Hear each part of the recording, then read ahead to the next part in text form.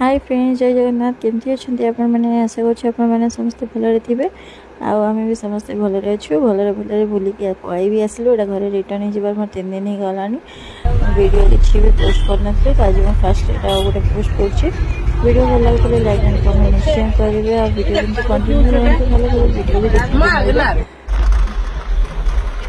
आईटा मुझे सकाଳେ तिरुपति बालाजी मंदिर को दर्शन कर सारी राति 10:30 तापर आप सब जोड़ी जोड़ा भी लोक मोबाइल पाइला वीडियो करी दे सारी राति 12टा गोटे पहुँची लजरे रहीकिना सकाल टाइम बाहरी कर मानने वेंकटेश्वर माँ मंदिर सेटा भी बहुत पहाड़ पर अच्छी कि रास्ता हार्डेस्ट रास्ता ना सीढ़ी अच्छी हल्का प्लेन रास्ता अच्छी तो किसी असुविधा सेमती ना मैंने जी भी बुली पारे।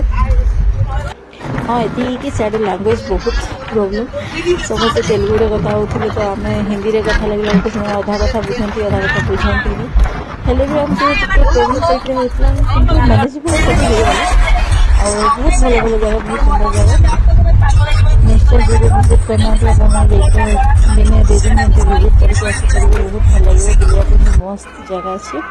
तापर मो झीआरीटा जो साउथ इंडियन लुक बोली नहीं लेहेंगा और मो झील समस्त पहुँची गलु कहीं ऊपर मंदिर अच्छे कथा अच्छे तो साइड स्टल पूरा पैड सब ठंडा